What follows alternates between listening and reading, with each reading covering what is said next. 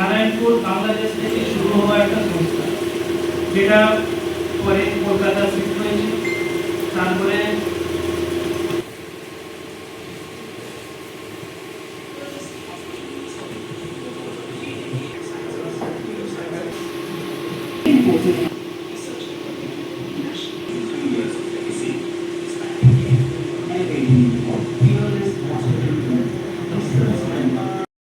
মার্কেটিংয়ে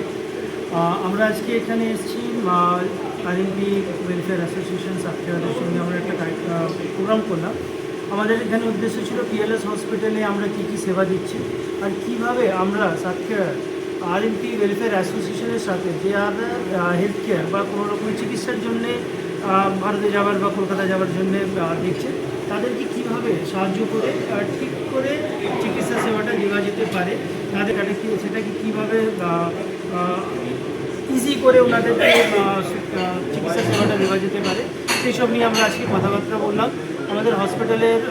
কী কী সেবা আছে সেটা জানালাম বা আমাদের নতুন কী কী